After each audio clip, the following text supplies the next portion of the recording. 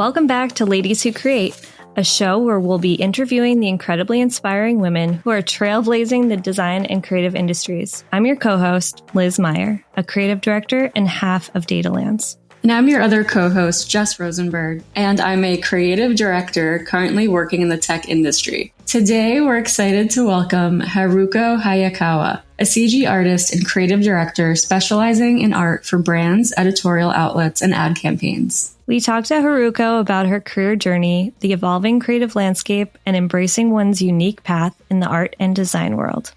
Hi, Haruko. Welcome to the podcast. Thank you for having me. I'm so excited to meet you. I have been such a fan for a while. Your work is amazing and just beautiful. So thank you for bringing that into the world and sharing with everyone on the internet. Yeah, super excited to learn more about you. Maybe we can start with how you started out your career. I know you started out in advertising. Can you share a little bit of the journey that led you down that initial career path? Yeah. I mean, it's a little bit winding, but when I was like 13, I started learning how to use Photoshop and Quark and Express, which is like ancient. But I started doing that and I really fell in love with it. And then along the way, a little bit later, I also started doing 3D. So I was very much immersed in like the early 2000s, like digital art, abstract art sort of scene back in the day. And that led me to going to the School of Visual Arts in New York City as a computer arts major. And that's actually more, that's 3D, VFX, film, that kind of work. So I was in that major for a few years, but I ended up dropping out because at the time, the industry was very different. And the program I was in was really pushing for things like going into VFX and kind of like commercial work or doing Pixar kind of stuff. And I just felt like I wasn't a good fit for either. So I was very like a very confused, like 20-year-old. And but I knew I was like, but this isn't it for me. So I dropped out and I went into graphic design because my parents would just like kill me if I didn't get a bachelor's degree. So I ended up going into graphic design instead and having, focusing on like branding and packaging. And then I graduated out of school and my first job straight out of school was the ad agency Anomaly. And then from there, I kind of stumbled my way through quite a few different career paths. I was a graphic designer. I went in-house agency. I was freelance very early on in my career. I stumbled into like photography world, food styling world, back into brand and design world. And then after the pandemic, I made this shift and pivot into the 3D space. And it was all kind of, I guess it's a bit of a full circle moment, but a lot of it was me just like stumbling around being like, oh, like, I don't really know what I want to be working on that gives me like fulfillment. And I was just, I spent a lot of my 20s just trying to figure it out. Yeah, I feel like that is very similar to a lot of people that we've talked to. And also, I mean, myself included, there's just so many different paths to take, especially when you come out of school.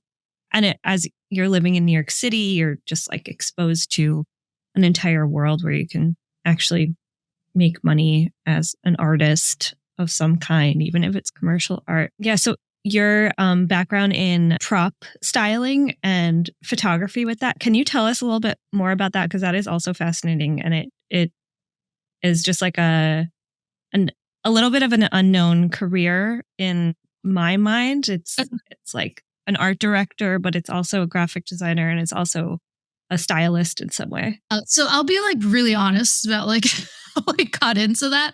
So I had been working for a year at Anomaly as a graphic designer, and that job was so crazy. I burnt out and I just quit. Nothing lined up afterwards, but I was like, I cannot do another day of this sort of work. So after I quit, I had like no plans. I went to Japan for 2 weeks to just kind of like see family and decompress. And then when I came back, I ended up getting a freelance gig with Chobani, the creative director at the time, had interviewed me during my portfolio review in school.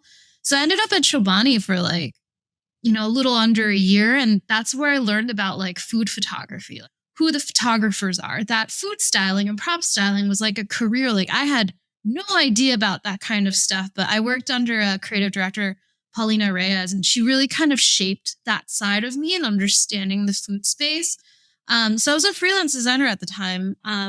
And I was young and I was lost and kind of depressed. And I was like, what am I doing? So in order to work through some of that depression, I started making my own food styled posts for Instagram. And this was before Instagram was what it was today. This was like 2013 probably. And from there, like I was just like making pretty food pictures. A lot of it was kind of influenced by the Chobani kind of art direction that I had been kind of under at the time. And then from there, I got hired from my old coworker at Anomaly. He hired me to be a food stylist for Panera Bread for their social campaign. This was really at the start of doing social media campaigning at the time. And he wanted a stylist that was had an eye for graphic design, because at the time we were doing very patterned out kind of food sort of things. So I worked on this, like, it was like a simple ingredient campaign on and off for like almost a year. And that's what gave me the exposure into the photo industry and like working with photographers and seeing how they light things and really understanding like how that industry works. So that's how I kind of stumbled into it. I didn't end up staying longer in the food styling industry just because I felt that when I made like food my main career kind of focus, it was really difficult to make food like my main sort of focus in life. And I think I wanted to kind of go back to more design stuff. That's really interesting, because I think of your work as like a combination of food styling, but with like the latest technology and making it surreal in a way, just blowing the whole thing out, making the lighting intense, putting the props in this amazing environment. I just like, how does that stuff come out of your brain? Like, how do you do that? Yeah, I mean, a lot of like the look that I have in my work is really influenced from like everything that I've experienced throughout my career. So I'm sure you both have as well, where you just like, as an art director or even like as a designer, you kind of have to wear an art director hat and you're just staring at photography all the time. So I'd spent so many years like having to pull like imagery and photography for like boards and like presentations and things like that. So a lot of it is this like culmination of, you know, like looking at a lot of photography, really understanding composition and the way that images are going to be used when after you've handed it off to your client. So just understanding that as a basis is kind of, I think, what's influenced like the way the work looks. And then the other part of my work is, you know, I like to play with this idea of like nostalgia, things that are surreal, maybe things that I find a little funny and ironic. And a lot of like the style itself is kind of influenced by like things I grew up with around my house. So my parents came from Japan and they brought, you know, like Japanese albums and like magazines, and they had this very like specific kind of like look to them. And I think over the pandemic, when I had time to kind of just like build up a portfolio of CG work, I just kind of reverted to things that like felt cherished to me. And that's how like my style evolved and is what it is. It's coming from somewhere like deep within your a nostalgic place in your heart in a way. So that's beautiful. It comes through in your work too, some of that Japanese influence, which is really cool. I think like the Japanese side of me has been, I think, just come like growing up in the States. It's been a side of me that I've been, when I was younger, I would try to like shut out, because I didn't grow up in an area where there's a lot of other Asians in general. So when I was younger, you know, like it totally kind of gave me a bit of like an identity crisis.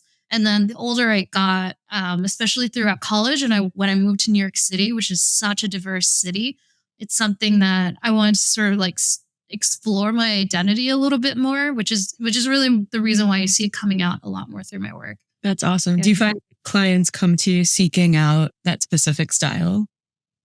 Yeah, so I have sort of like a range of clients. I think a lot of clients will come to me for this sort of like nostalgic, kind of grainy 80s surrealistic kind of imagery. And then I do have like a bunch of clients that are in like the AAPI space. And that's when they do want to definitely see a little bit of like an Asian influence in the work. Which it's it's really fun to get paid to do that kind of work. Or move that. So the CG side of it is so technical. How did you, I mean, I know during the pandemic you had a lot of time, but how did you just dive into it without having been on that technical side? Like, did you retain it all from school or? I would actually say that the CG work, my sort of like grasp on it actually came from when I was in middle school. I was so like, I think it's a personality thing, but I'm a little bit like when I find something I really like, especially in the design and creative field, I'm kind of like really obsessed with it. So like as a kid, I was like really obsessed with 3D. Like I would do it late at night. Maybe I wouldn't do my homework and I'd do it instead, like really, really into it. And I kind of like, that was the foundation of like modeling and things like that. I really wasn't very good at lighting when I was younger. And then in school, we were learning like a totally different program. It's called Meyer. And then I was just like struggling in that program a little bit. So everything was kind of like in one ear, out the other the minute I left the industry and like the major. But, during the pandemic, I was able to build upon all that stuff I was doing when I was younger. And then I came in also with all this experience, understanding how to light a set and understanding how light worked. And I think it was just kind of the culmination of everything was at the right time.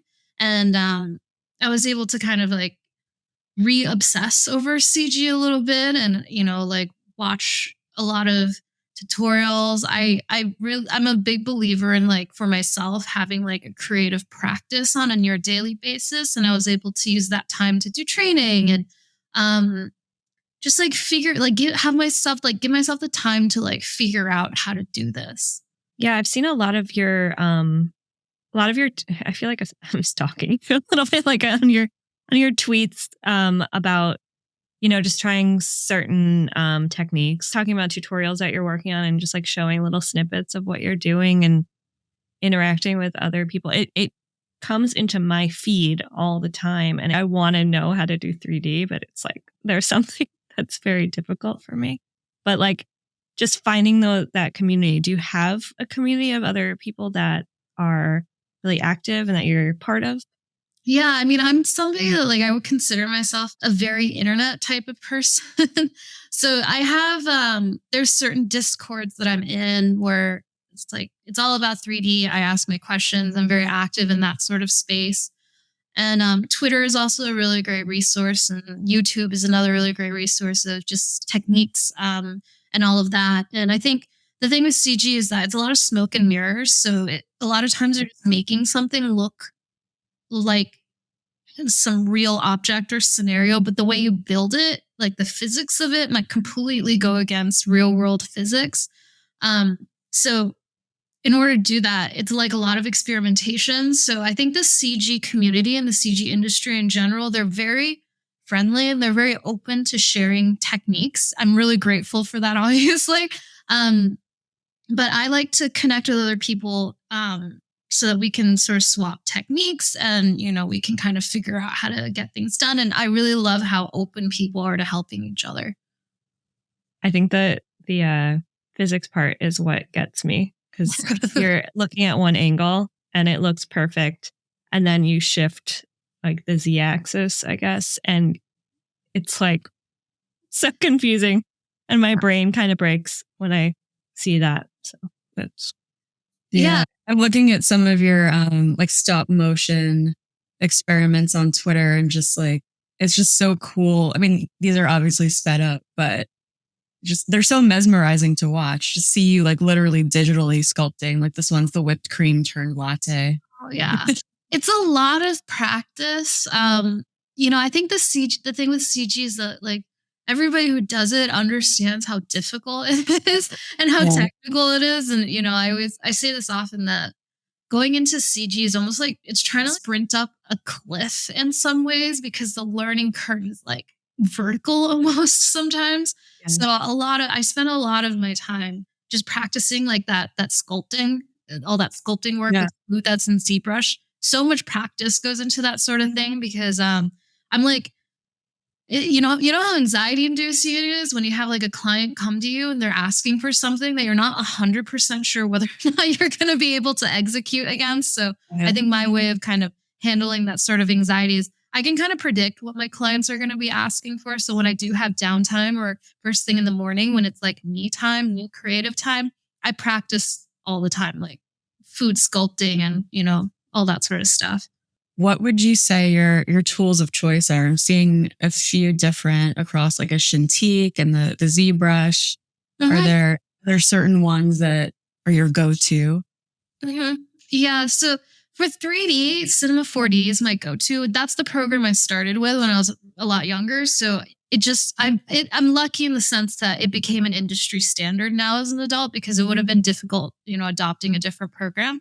So Cinema 4D is like the basis of all my work. And then I do use ZBrush for sculpting, and I have a Cintiq that I like using to, draw stuff and all of that.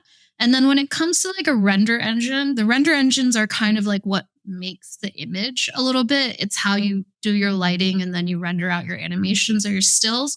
I use Redshift predominantly, and that's part of Cinema 4D's sort of ecosphere. It's by the same company. And then the other one that I use is Octane, which is it's a different one from Otoy, but it just handles things like glass and watery materials a little bit better. So if I have a food client come to me and they want to put water droplets on a piece of food or things like that, I might switch whatever render engine I'm using.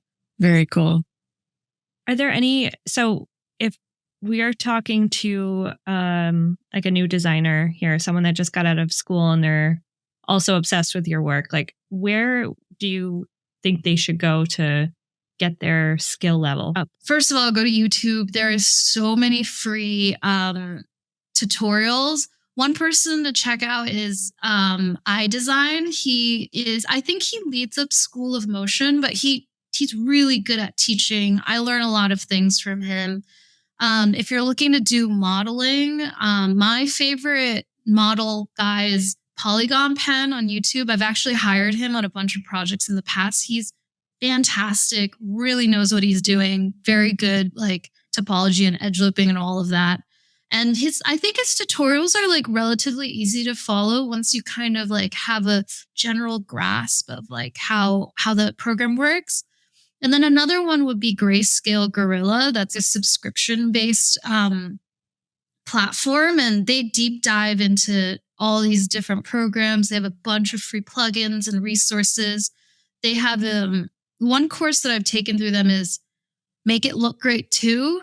And it's a little bit dry, but it really goes into the fundamentals of modeling. So that would be my first recommendation. Look at these resources, and then there's a ton to learn in 3D. And I'm a big believer that while you have to challenge yourself, you have to really like enjoy what you're doing, or else it's just a slog, It's like me forcing myself to do math on a daily basis. I'm not going to consistently do it. So I always recommend for anyone just kind of going into 3D, like while you're kind of doing the training, just focus on the things that you actually like to do. If you like modeling, or if you just like lighting and rendering, focus on that a lot more. It'll be easier to pick up everything there is to know. Those are great tips. I'm gonna definitely check those out later. Oh, yeah. Hit me up if you have questions. Like 3D is a lot, but like I'm probably going to.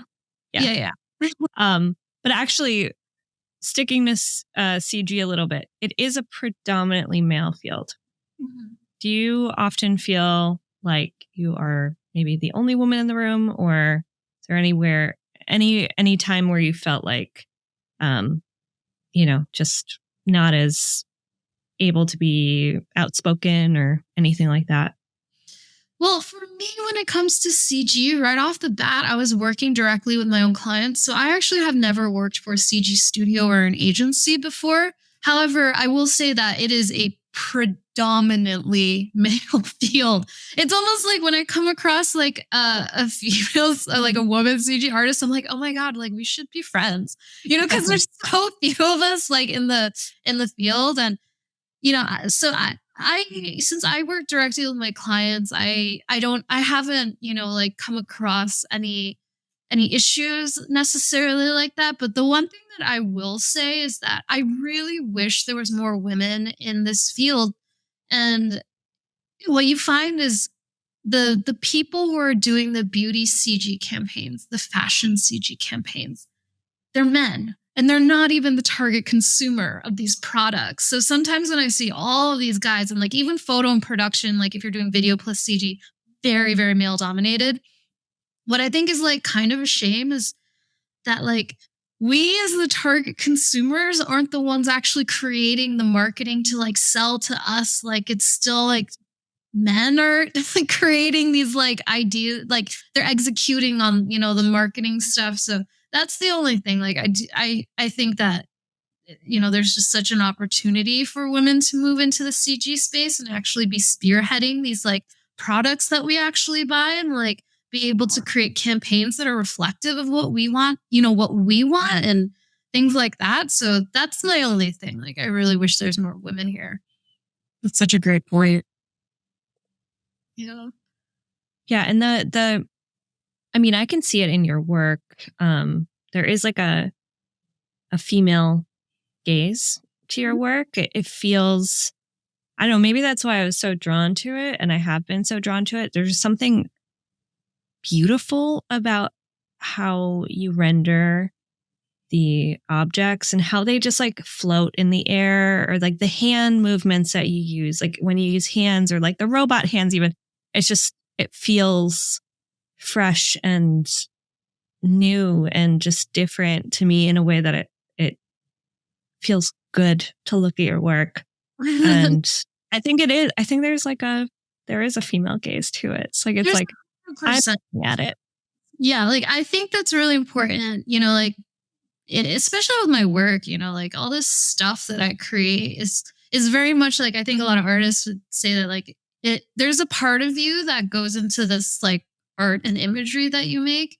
And for me, I think it's, like having a female gaze or kind of, embracing it is something that is important to me and I think should come through in work. I think people, and I do think people want to see more of that kind of thing. Yeah, for sure.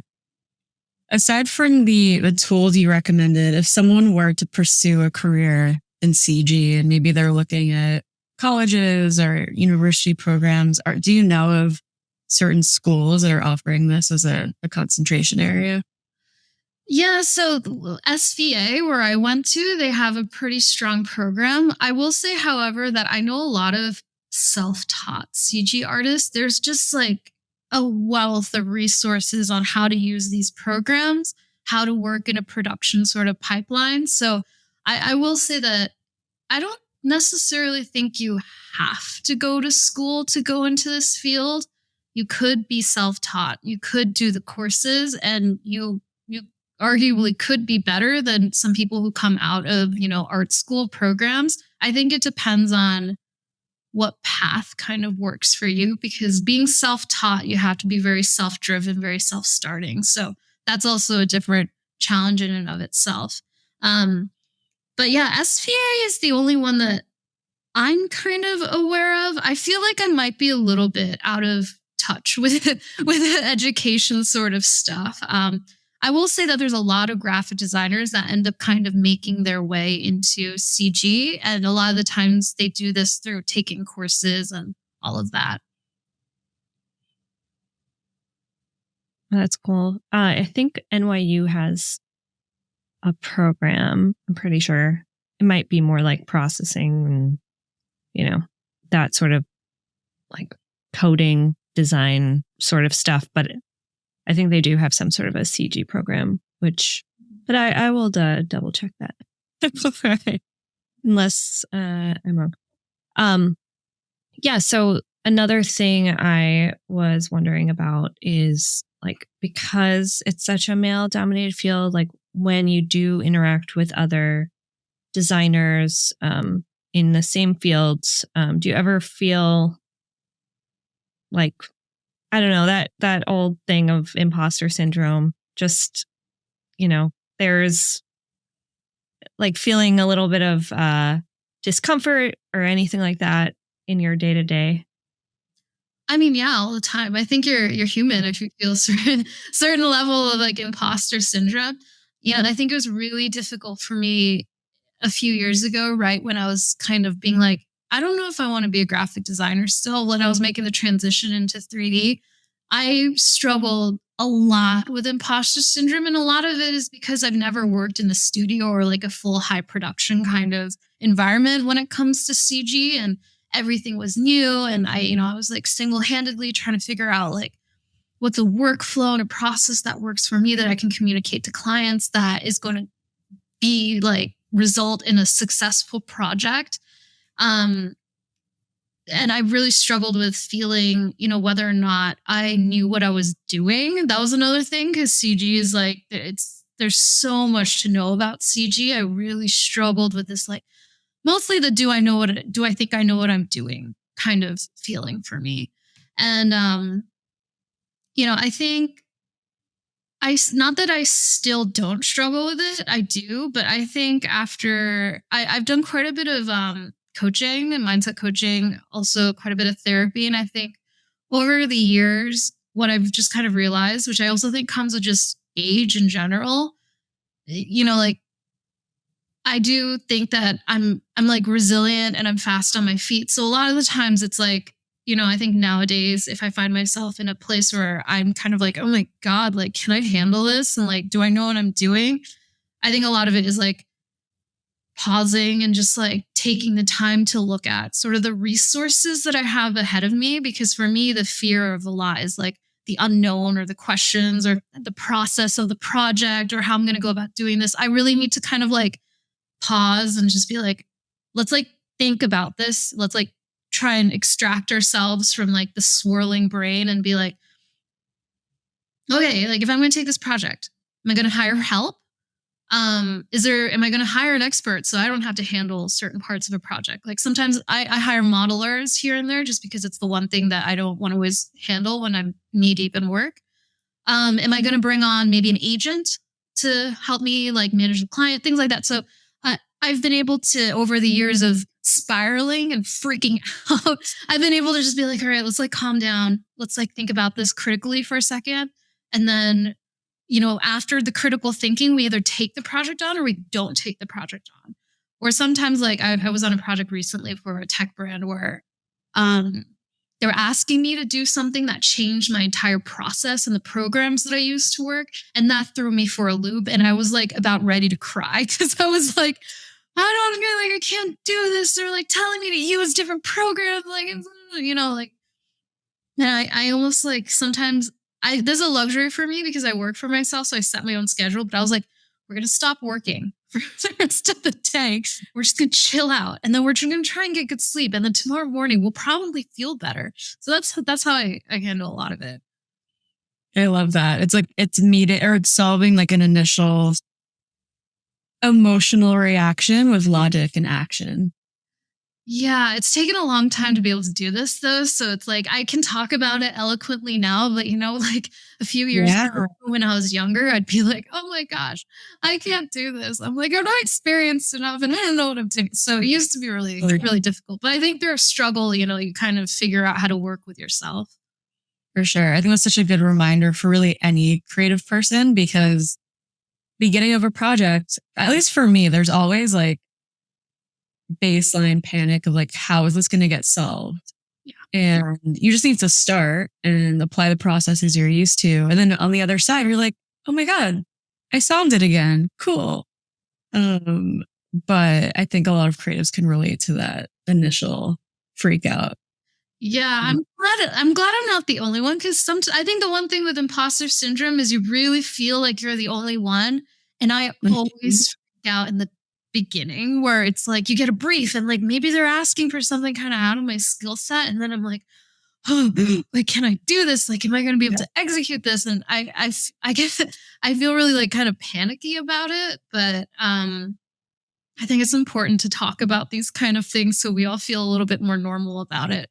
Oh, for sure. And to share like the tips and tricks that we all use to navigate through it. 'Cause I don't think that's talked about enough either. And I could have used those tips and tricks. I still can use them, but a decade ago when I was swirling constantly, I could have definitely used them. So, well, what are yours like? How do you two handle imposter syndrome? I was just going to say, every single project that my studio takes on, I have that immediate reaction to like, wait, is this a thing that we do? Is this a thing that we could do? And every project comes out and it looks, and I'm going to say it with a big ego right now, really great. But like at the very beginning, it's always this like, are we able to do any of this work? Who are we? We're just children. We don't know what we're talking about. Like there's some weird, immediate reaction to being asked to do work. You're like, wait, is this were they meant to email me, us? What are they thinking? But it's, you do have to get over it pretty quickly and like at least fake it until it starts to become less of a terrifying moment for you when you get that email or that initial phone call or, and then when they say yes to the statement of work or the scope that you sent them, it's all of a sudden it's real and you have to get to work and you have to remember how to do the thing that you know how to do really well.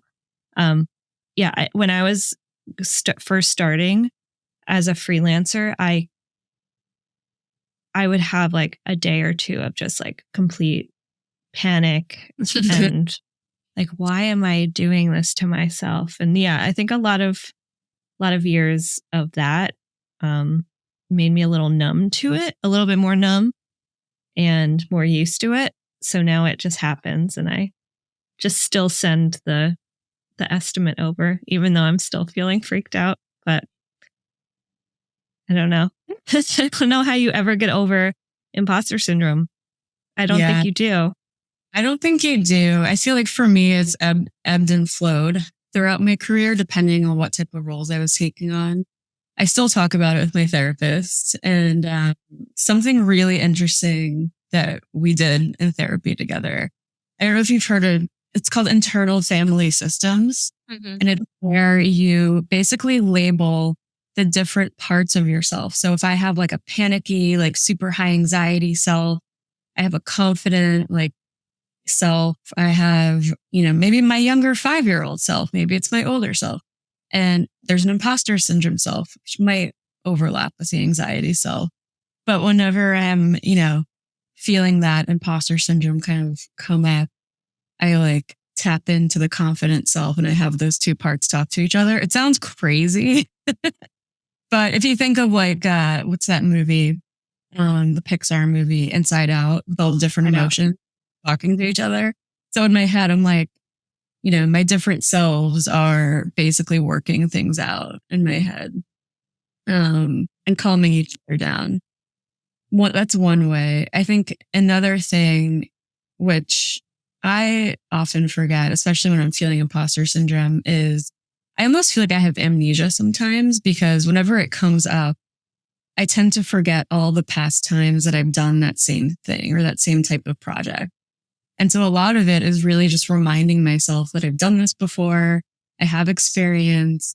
It's likely just the beginning of something new and it's a new project and it's a new creative process and that feels scary. But it's just reminding yourself that you are experienced, that you have done this work before and that you're good. And the more you can have those experiences and repeat them, the more you can remind yourself whenever imposter syndrome creeps up. Yeah. I'm wondering, like, as you were saying that, I was just remembering, like, when I do feel imposter syndrome, it's almost, there's like that initial moment when a project comes through, like in an email.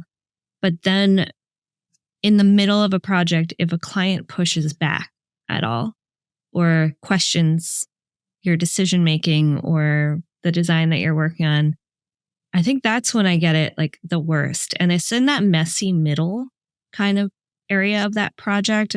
And I hate that we have a term for that because like that should indicate that it's not. I'm in. It's a thing. It's a universal problem that everyone has, but no one's talking about it or like openly talking about it because they're embarrassed. But there's that messy middle part where a client might push back and be like, is this what we wanted? And you're like, it is, just you have to wait. Like wait till just give us the feedback and then get to the next round, and then we can reevaluate if it is or is not right. But that's always when it really gets me. Do you ever feel that way? Both of you? I don't know. I'm just like, I think for me, whether it's the messy middle or other instances, there's times where I'm trying to like listen to why I'm feeling that way. And through past coaching, especially leadership coaching, I've come to realize that for me, it tends to be a gap in skills. And that's why I'm feeling the imposter syndrome. So when I acknowledge, like, maybe it's pushing back with a client or a colleague, I could realize, like, wait, maybe my negotiation or communication skills aren't as strong as I want them to be. And that's an area that I need to practice or get better at. There's like sometimes a reality to the imposter syndrome, and there's oftentimes not a reality to it. So I think it's important to kind of identify the realities of when it is a skill gap, and that's why you're feeling that way, and when it's just your monkey brain like trying to mess with you. You know, I love that. Yeah, I mean, I love the skill gap way of seeing it, because I think as a freelancer, like, or, you know, independent creative, you have to give yourself grace in certain situations because you can't know everything all the time. And it's really hard to be good at absolutely everything. So there's always going to be kind of gaps. And I think if you think of it that way, as like, it's a skill gap and it's something that we can learn. And, you know, we don't have to go crazy, like studying it or anything, but like even just putting an hour or two in, we'll feel a lot more confident about whatever it is that we're trying to tackle. totally. I think as far as the messy middle, I haven't experienced that in CG so much, because what I kind of do is image making. So we have sketches and all of that up front.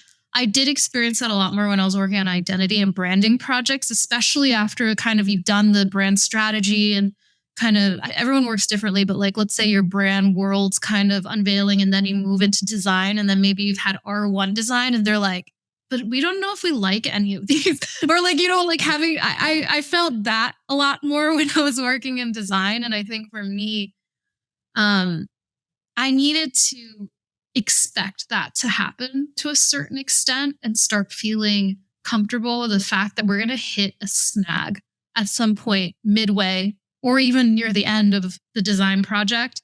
And I'm just going to figure out how I'm going to like self-soothe myself through that entire process, or I'm like having a meltdown.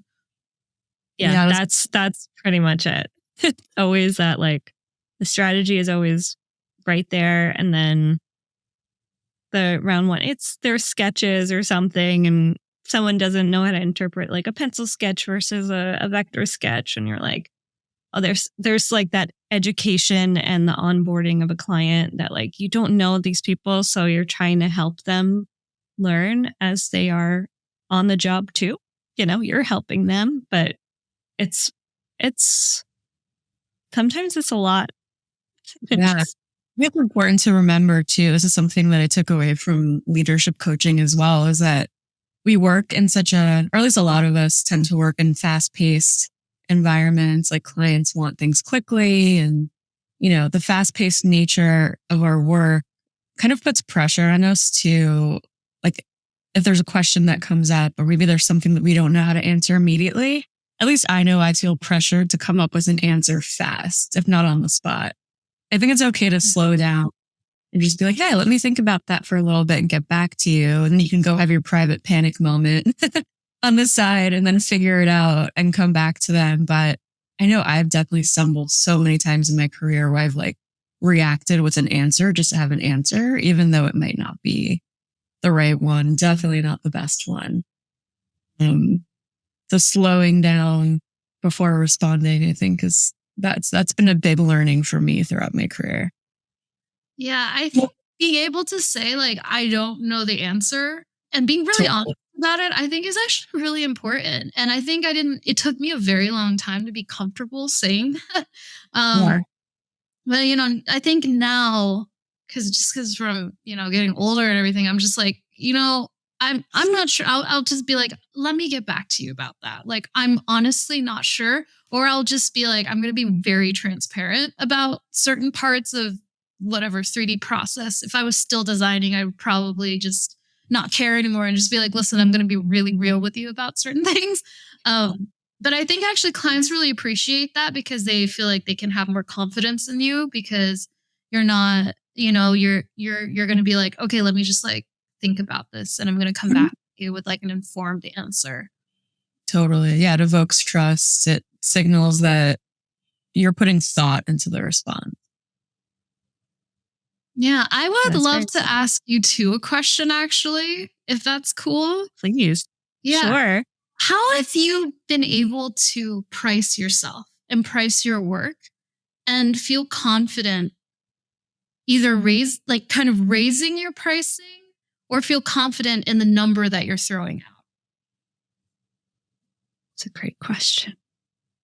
I'm currently struggling with that right now. If I were an independent designer, I feel like I would be able to have like a set price and feel comfortable being like, this is my hourly and this is how I calculate things. Like just coming up with like a good number that feels like you're being compensated correctly. But as a studio owner, it's very difficult and different because every project requires different amounts of resourcing and a thoughtfulness that goes into the estimate that you can't actually always understand when you're estimating because you don't know that client yet, and you don't know what their scope will actually be. They'll tell you what their scope is, but what will the scope actually be as you get into the project? And what kind of revisions will they want? Even if you're like the most confident person in the world and you can push back on the person that's paying you to do your job, you're still going to have some scope creep at the end of the day, I'm sure. So yeah, I have a really hard time pricing our studio work. And yeah, there's just like I don't know if this is like an answer or not, or if it's just me rambling about pricing. Like pricing drives me nuts. But yeah, I think like for a solo practitioner, coming up with an hourly that feels really good, that feels like it's really worth your time to do this project and learn on the job if you need to, or give yourself some time, pay yourself for time off and stuff like that. I think that's important to come up with your number, but studio wise, it's very confusing and I've not mastered that. So that's my whole statement. I've mostly had like full-time in-house roles. I'm doing some freelance work right now. And I did some last year too. And after talking to a lot of people, got a sense for what my hourly and even like daily rate, maybe even sometimes project rate should be. But I found that every client was different. And as for me personally, since I was just experimenting with freelancing for the first time after many, many years, I wanted to be flexible. So I would like throw out a rate and they'd be like, actually, our budget is this. Can you do that? I'm like, oh, well, can you meet me halfway? So it's like always a negotiation. And I feel like it changes depending on what the client's budget might be. My husband's been freelancing for over a decade now, and his project rates are different per client because clients have different budgets. So I've seen so many different ways of going about it. And then especially with this economy that we're in, I've seen more and more freelancers be more flexible than ever. So yeah, I don't know if there's one way to really go about it. I think it depends on like what stage you're at in your freelancing journey and how flexible you're willing to be, maybe. I don't know, what's been your approach?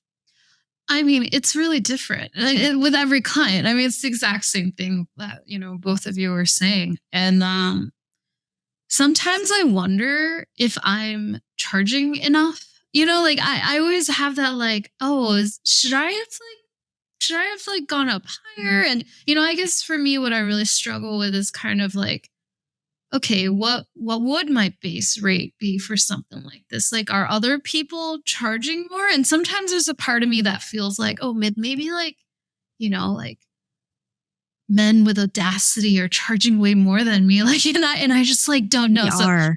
I think one thing like can like have more audacity and like push the rate up higher and just see what they're saying. But I think that's what I struggle with. I always just feel like I don't understand, is there a going rate, or do I just need to accept that there is no going rate and I'm always going to have to try and figure it out?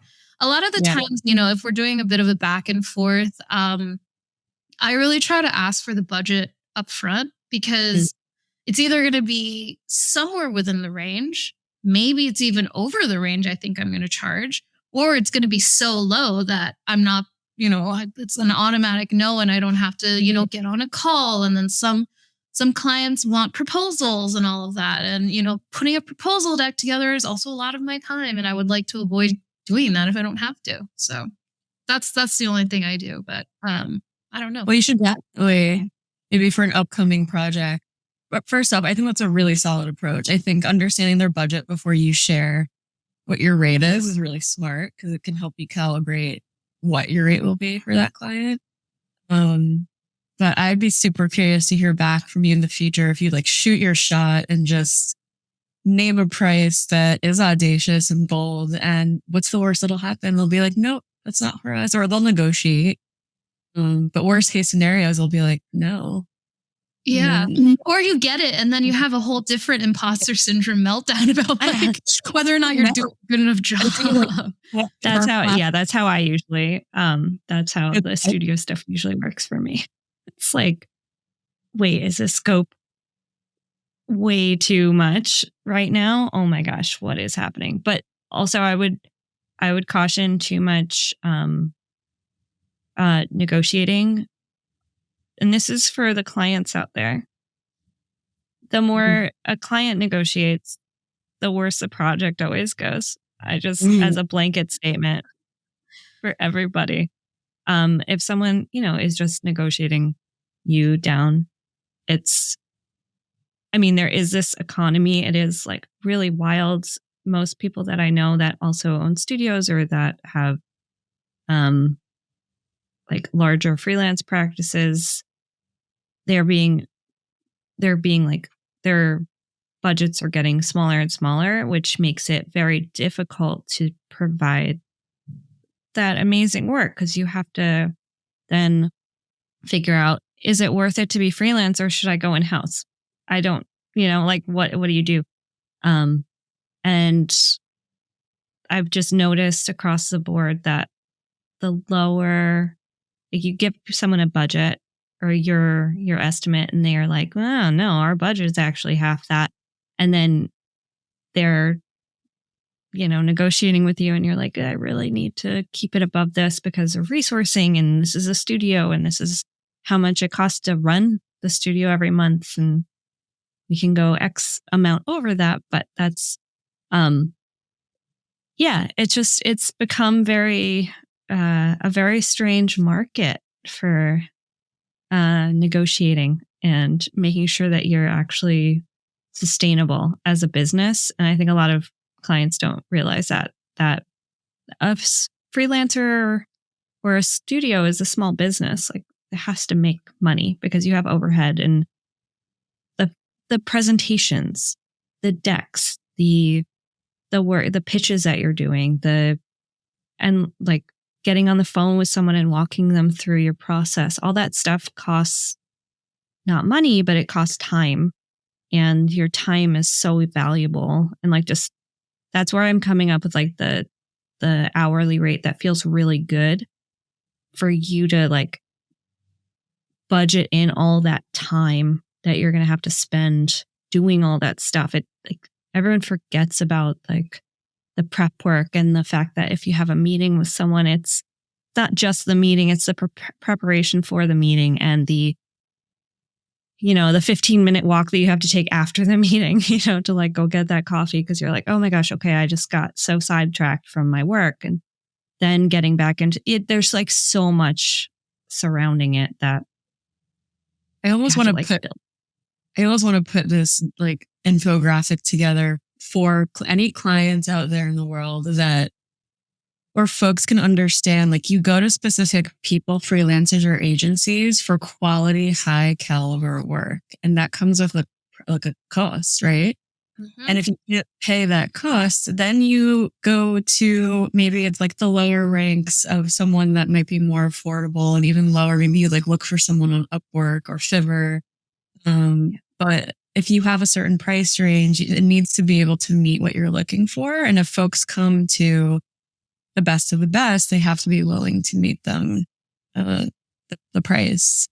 Yeah. I think also, I was just going to say, Haruko, you have like such a unique and like amazing style that I feel like there is a different tier also. So for you, you could charge more than typical. And if someone doesn't want to pay that, that's okay, because they're not going to get the work that you do. They're not going to find someone else who can just like do the same sort of thing.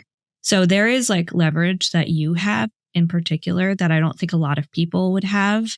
So when I say like negotiating is not, it's frustrating and all that stuff. I think for some people you do still have to negotiate, but I feel like in your situation, you don't have to do it as much. So that's like cool. Yeah. I really need to hei'm that, because sometimes, it is, this year has been hard. The last year was also hard.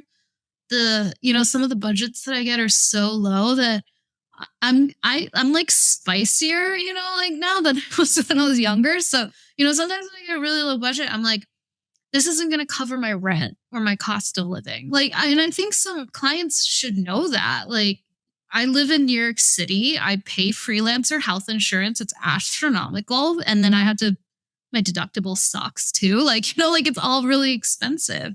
And I think sometimes some clients kind of need to know that like there's a person behind this work, and it's not about driving the cost down as much as possible. Like there's another human on the other end that also has bills that they have to pay. So I've been a lot more vocal about just being like, this doesn't cover my cost of living. I'm not going to be able to work at this rate. I've actually been trying to figure out for myself whether or not I want to try working with an agent, mostly to just negotiate my budgets for me. And I think in that way, I will also learn kind of how to set my rates through somebody else who's doing it for me. But, it's so hard to figure out whether it's cost effective to do that, because agents want 25 to 30% of the project rate. 33. What?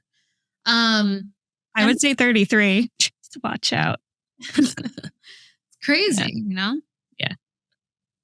We could talk offline about that if you want to, because I've had quite a few. Yeah. I would love that. Yeah. I think there is like a benefit though of having an agent, or an agent partner.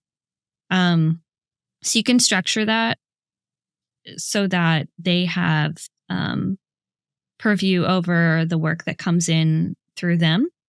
And then you can bring them projects that seem larger in scope, so that like if you need to manage freelancers or vendors or anything like that, you can go through them to do that. And they can handle like basically as an out-of-house producer. So that's what I would do that. Otherwise, if you're doing like editorial work, it's so difficult. Yeah, it's too difficult. They might be able to like funnel work to you, but I think like 10 years ago, aging myself, agents were amazing because they, how do you find work? Like in not the early days of the internet, but like in that time, it was harder to find work. So they would like funnel work to you, and it was wonderful. But now it's easier to be found. There's more people to sift through, but it's easier to be found. And the clients can come directly to you. But yeah, I don't know if it's worth like 33% anymore. If they're not doing work, if they're not your producer. That side of the work is so much mental load. The like creative operations of running a small freelance practice. You have to be everything. You have to do everything. It's hard. Really? And it's like the stressful part. If you can focus on the work, then you can, make the best work that you can make. But Yeah, I would look into it, but like structure it in a way that's beneficial to you. Yeah, And not everything. Yeah. I will say I've been a client many times hiring freelancers and agencies. And there was one a couple of years ago, I hired a website developer woman, so talented. And she came to me and my team with a rate, and it was above our budget. It was out of scope for what we were willing to pay. And I personally like despise negotiating with creatives because I am one myself, and I know I know the value of what creatives bring to the table. So I never like doing that. But out of curiosity, I was like, are you flexible with your rate? And she was like, I'm not. This is what I charge. And I was like, you go. And then I like fought for the budget and I got it, and we were able to figure it out. But I really admired her confidence and her steadfastness and not budging. And I would love to see more women freelancers, more women in general, just have that confidence. Because worst case, we could have been like, we can't afford you, sorry, but really want to work with you in the future. But it worked out. But we wanted to work with her because she was so skilled at what she did, and she brought something unique to the table. Mm-hmm. So, see, that's the thing though. You both do it well. I think that's the thing though, like having that leverage of that skill set that is just different than what other people can do really does allow you to you just don't really need to negotiate as much, because you know that it costs this much to live. Like X amount is in what you need to live. Then you need to add on like all the production work, all the early producing work, stuff like that. And, there's time in between meetings and working and all that stuff. You basically have to pay yourself to be working. This is a job. So like when you have that number and you can figure out what makes sense for you, then you don't need to go down below that number. You can always raise it later. You can always like next project, next client, you can raise it if it doesn't seem like it makes sense anymore for you. But I think when you realize like you have a really unique skill set that you can hand over to a client in the form of a project, it becomes less scary to have a hard line. And I definitely have a hard line. I do not go below certain amounts, but I have just like noticed so many, like we'll give a number and then it's just like, oh, no. And then it just goes down and you're like, okay, I actually can't. We like literally can't do this project. I'm so sorry. I don't know what to tell you, but it's hard. It's hard though to say like actually no when you know that. Well, what's coming up is something else in the email. I don't like maybe not. So there's like it's a weird time. It's a weird moment. So yeah. Well, I'm so glad we got to talk about this because it helps me feel better, I think, in some ways, like emotionally more secure and like trying to, charge higher. And, I'm great at saying no to projects, but I think the part that I get like hung up on it, I'm like, oh, is this too high? Is this too much? And I think I have to be like, no, like they're just going to say no. And that's fine. Like it's just the way it's going to be. Totally. Yeah. One final question for you before we wrap this awesome conversation. What advice would you give to young women, aspiring to carve out a career in creative or, any tech-driven field like yours? Well, I mean, one, I would be self-starting and learn, if it's CG, begin to learn how to do CG through free resources or invest in courses. I think a lot of this comes down to like you and kind of what your interests and your curiosities are. And you should just follow it and like fuck whatever society sets or whatever, resistance you might have around it. If you really want to do it, just go do it. For me, when it comes to, carving out the time to do these things that I actually want to do, I'm a morning person. I get up pretty early and drink coffee. I do all my training, my personal work in the morning before I start doing my client work. Depends on, the week, but for the most part, that's how I try and keep things. And I do that on a near daily basis because that's what works best for me. I need to kind of get the creativity out on a daily basis. So I would recommend finding some sort of system that gives you the time to start learning these new skills. You'll be surprised at what you can accomplish if you put in even 2 hours 3 times a week, 1 hour twice a week. You'll be really surprised at what you can accomplish in a month. You can actually get quite far. So that's what I would recommend. The other thing is, this is more of like a career strategy sort of way of thinking. You are going to get hired to do more of what's in your portfolio. So I think it's really important to look at your portfolio and be like, okay, do I actually want to be doing more of this work? Like, is this the work that really aligns with me? And if it doesn't, that's when I think it's really important to do the personal projects or take on a freelance project outside of work that allows you to create the things you actually want to create, because you can be in the driver's seat of your career if you do that. That's like how I pivoted out of design. I was like, all right, well, we need to create a whole new website portfolio full of CG work, of stuff that I want to do in order to get hired. And that's how I run my entire career. Like, I do a lot of personal work, food sculpting work, handbags, beauty, whatever it is. And that's the stuff I get hired to do more. So that's the one thing that I always recommend. Not even just like new creatives, just in general, artists and creatives, just like think about that, because, I've been in the hiring seat of a creative team when I used to be an ACD at an agency. And, the not so fun truth is that you're less likely to be given a chance to do these things you want if you don't have it in your portfolio. So, do it for yourself. Like, be audacious, just like you want to do something, you want to go into a certain field, you want to be doing certain type of work, like make that kind of path for yourself. And then I recommend just like reaching out to creatives you also really like. Just do it on Instagram, Twitter, whatever it is. Most people are very open to just chatting. And, if you can find someone that you click with, if you can find mentorship, that's really helpful. I recommend if things like therapy and coaching resonate with you, invest in coaching, read a lot of books about, like small business, self-development, productivity, whatever it is. Like, you can be fully in control of where you kind of drive your career, and whatever times you can kind of be leading it, just try to, you're going to feel really fulfilled at the end of the day if you do that. Oh, that's all such great advice. Thank you so much. That was, I'm like, yeah, I need to do all this. I need to have a website of my own. I think also that's another thing. I think a lot of people at a certain level, they stop updating their website.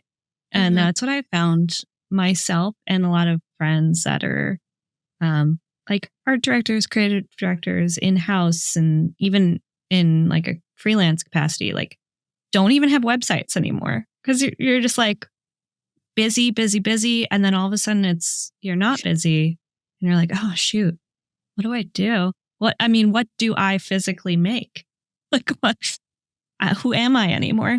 So I think there's like there's a push to make a portfolio when you're in school, and then maybe to get like a job, but then not to like continue that momentum as you're growing your career. So I think that's really significant advice.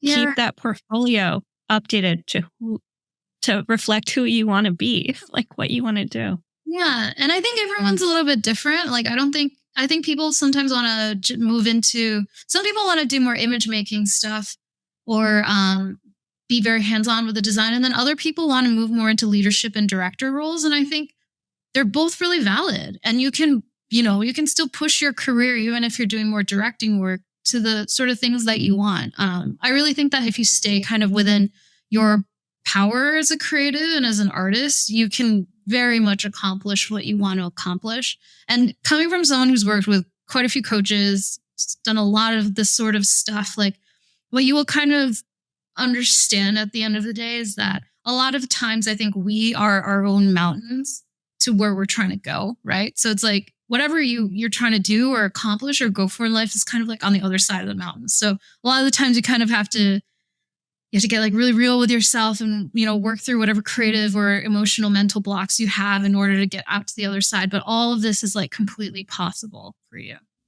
Totally. I love the, as you were saying that, it reminded me of the 5 why approach that I love. It's like, for example, let's say someone wants to be a brand designer and get hired in tech on an in-house team. They're like, I can never do that. They'll never hire me. Why? Because I don't have work in my portfolio that demonstrates I can do it. Why? Because I've never been hired. It's like, keep asking yourself why. And then when you get to the final why, you'll be able to figure out how to move through that challenge. I love that. That's great. Wow. Like you're your own mountain, but ask yourself why multiple times to climb it and overcome it, you know? Yeah. I'm writing this down. You're your own mountain. I ask why to my kids a lot too. They're like, I want to clean my room. Why? Because I'm tired. Why? Because I was on my iPad really late last night. I'm like, well, you shouldn't have done that. There you go. Done. Not even 5, 3. And I'll forgot it, and then we're taking the iPad away. That's good. They punish themselves. They set themselves up for it. Yeah, they're brutally honest, and you know they're at that age where they can't lie yet, which I'm grateful for. Do we have time for one? I have just like one question for you both. Do we have time for that? Yeah. I have time. Yeah. Sure. I don't know. I was wondering what your thoughts on AI are, and is it that you're using in your work? Is it something that you're trying to learn? I'd love to kind of, because it's such a hot topic, it's really changing, I think, all of us work. Like, I'd love to hear kind of what it means and what it's doing for you and, you know, your career and your work. Yeah, I love that question. We've actually been asking it quite a bit on the podcast too. So I'm really glad you brought it up. I have been embracing it fully. And I've found that as a designer, creative person, like tools like Midjourney, Runway, ChatGPT have been expediting workflows for me, especially when it comes to like concepting and artboarding and presenting ideas. I'm able to just render out thoughts, like visual ideas and thoughts way faster than I ever have been able to. So I think it's really great for that. I'm curious, Liz, you've been tinkering a little bit too. Yeah. Oh, my child is trying to break into the room right now. She's knocking now. That's nice. Well, I'll edit this out. But yeah, so for me, I use it in a similar way. Like mood boarding is an interesting moment in every project where you have to consume other people's work and pull references and drag it onto an artboard and show that to a client, which I always found a little disturbing in a way, because you're like taking other people's work and presenting it and saying like, don't you love this work? It's so cool, right? We can make something similar. But I don't like doing that. And that's like the antithesis of like what my specific studio does. Like we specifically try to make work that has not been seen before. Like we try to make work that's a little weird for the space that we're working in. So pulling other people's work has always felt kind of gross to me. Also being on other people's mood boards always that's not fun, because that happens a lot. So the idea of going onto something like a Midjourney and just like having an idea in your head, but it's going to take like a week or two to make it or to sketch it, and then you have to explain it to the client. Having that idea in your head and then being able to like see it output in like a minute is like, that's beautiful. Like that, I know that the references are coming from somewhere and they're aggregating into a new image via the AI, but there's like a relief to it where you're like, okay, this is closer to what I actually want to output at the end of the day. And it's not taking someone's work from their Behance or like scraping their Instagram and throwing it on an artboard. So it feels better to me. And I don't know if that forgives all of the scraping of the internet that the AI companies have done. But you know, if the person making something in a Midjourney or in like an OpenAI Dolly or something like that is inherently a creative and they're just like using it as a tool and not as a replacement for another person's talent, I think that's okay. I'm still like grappling with a lot of it because I think it's so fascinating. The tech is amazing and emerging and wild, and I love to embrace that stuff. But I do, yeah, I'm a little sensitive to like the art side of it, but I think the writing is that's an area I haven't quite gotten deep into. I can't get ChatGPT to write in stream of consciousness the way I tend to write. So it doesn't make sense for me. But yeah, that's my long-winded reasoning for why I love Midjourney. But I haven't tried Visual Electric yet, but that seems pretty interesting. Runway is also really cool. I can't get it to do what I want yet, but it's interesting. Yeah, I'm curious, Haruko, how do you feel? Because like your work, it feels like people would probably be trying to like rip your work off all the time. Like, oh God, yeah, it already happens. Like I've had an engineer be like, "Oh, I built a model against your work," and I was like, "Oh, please don't." Yeah. Yeah, it's a funny thing because a lot of people say that my work looks like AI sometimes, especially when I do the crazier work like flyby jing and things like that, where there's just like a lot of shit going on in a scene.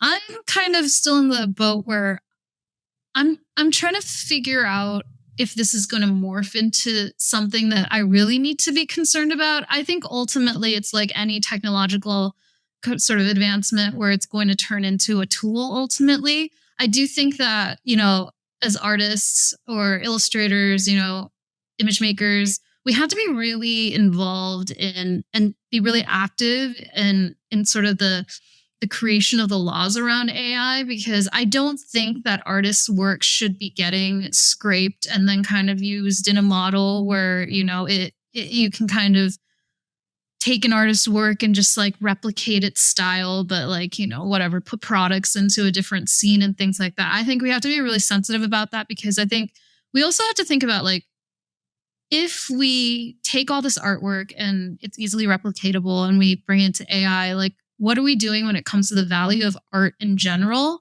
We're kind of just like cheapening it in some ways, and we're using other people's talents to come up with, you know, like imagery, especially if we're using imagery in replacement of hiring photographers, artists, illustrators, and all of that. So these are all things that I just kind of, I always ask people like how they're using AI, because I'm curious to just see where it goes. And, you know, I can put like my designer hat on, and I totally understand how like wonderful Midjourney is for your pitches and like getting your concepts out and all of that. I think I'm just very watchful of where it's pushing our industry in and where it's pushing kind of my work into as well. I think the big thing with AI though is that it's kind of creating this like hyper digital world now that I think we're just being fed so much imagery now. Like I really want to go back to doing something more tactile. So I've actually been considering with my own work, pushing my work into physical product space. So designing bottles, designing custom molded caps, going more into the manufacturing of products, because products are the one thing that like would probably not change as rapidly. Like if you have, you know, beauty line with interesting caps, they're less likely to just kind of switch and all of that. So that's kind of what's come out of AI. I've been working with a tech brand on an AI project, and it's making me really consider what I want to be doing in the next 5 to 10 years with my work. And I think for me, I'm looking to push more into sort of physical and sculptural space, but more in like the product kind of world. That's really cool. I think actually that's not that it's like a great outcome that it's like pushing you somewhere else, but I think it's interesting because it's making you explore like the physical world a little bit more. It's like kicking you off the computer. Like, I mean, you have to be on your computer to make it, but you know, seeing the thing in your hand is like a totally different experience, and, you know, having a model that you can kind of walk walk around on the screen or maybe on like a VR set. But that's really cool. I can see your work being like in museums and stuff. I mean, Oh my God. not like bottle cap, just like, I mean, like one of your robot hands, like holding like a lipstick or something and like something flowing from like the ceiling. That would be so beautiful. I would want that in my house, actually. Yeah. Not in a museum. Moving into like more of a sculptural space. I think that the even bigger thing with AI for me is that it kind of has removed the joy of the creation process for me. And that's kind of the only thing I live for in many ways. It's like the act of creating something. So once that's been kind of removed for me, I've really sort of lost interest in the act of image making. So I'm just trying to keep these sorts of things in mind as like everything advances. We'll see where everything is next year. It's like moving so fast that I'm kind of like, who knows where we're going to be at the end of the year? Like it might be totally like new world we're in. So we'll see. Yeah. It's pretty crazy how fast it's moving, actually. It's wild. Yeah. I don't know where we're going with AI. I'm just along for the ride, I guess, like watching it. I do. I love what you said about like artists being involved in the lawmaking. I think that's so important. I came across a couple newish tools yesterday around AI voice. An AI voice simulation tool where you can clone your own voice. You could literally clone anyone's voice, and then the AI it could read long format, writing in that voice. And there's such a potential copyright like issue in that space. Yeah, that's actually kind of scary. Terrifying. One of them, they had some samples on their homepage, and Obama was one of the sample voices, and you could not even tell it was AI. It was crazy. Crazy. I really hope lawmakers and creatives involved with lawmakers can fully understand the technology of AI to be able to create these laws too. Because I think there's so much complexity in how large language models are created and the tech nuances that go into it, that I get worried that lawmakers aren't as tech savvy to know how to form these laws around. Yeah, they don't know what they're talking about. And if you watch any of those congressional hearings and they're talking to like social media CEOs and stuff, it's like comical and also terrifying. It's like you're trying to form laws around something you've never used, and someone gave you a briefing on it like 10 minutes before the hearing. Yeah. Those are the questions that you come up with. Okay. Sounds so dumb. But yeah, I think it's an emerging, it's like the dawn of new tech. And anytime that happens, like the internet, when that came out, like it's just like, it's scary until it normalizes in a way. And I don't know, I think the normalization period will be shorter than like the internet took a while to get, accepted.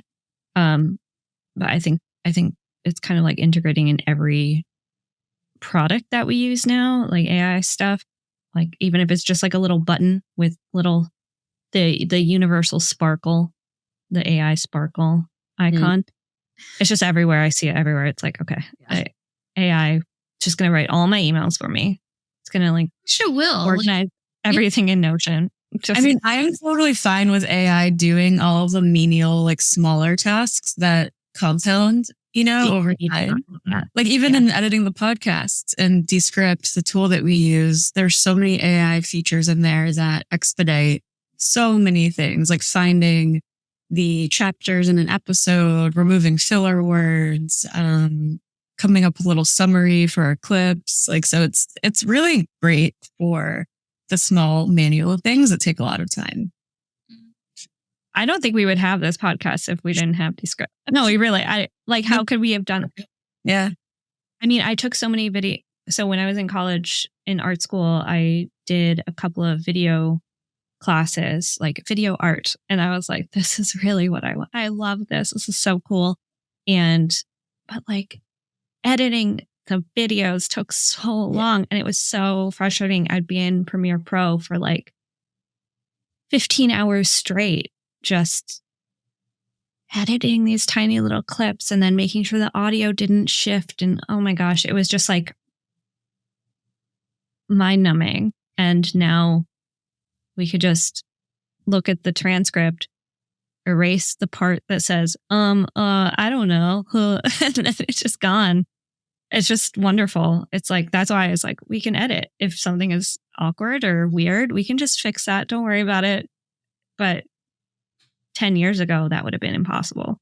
So and there's a lot of AI pros. Like if you take like the mid journey and like the visual aspect out of it, and you just think about tooling and how it expedites so much manual labor. Like I'm obsessed with that aspect of AI. Yeah. Like in meetings, like how AI can summarize your meeting notes and send them out to the team. There's just so many great use cases that I'm super stoked about. The copyright stuff needs to be figured out fast. Yeah. I think it's just gonna be a rocket. Yeah, I would love for it to just schedule my meetings for me and like reply to my emails for me. Because that's the thing that I probably procrastinate the most on is just like all of those admin invoicing. Like, can it just do it for me? That'll be so much better. I want like that in 1 year's time it will, or sooner. I really want Notion. You know that Motion, there's like an AI calendar or like I don't know. It's made for people with like ADHD, which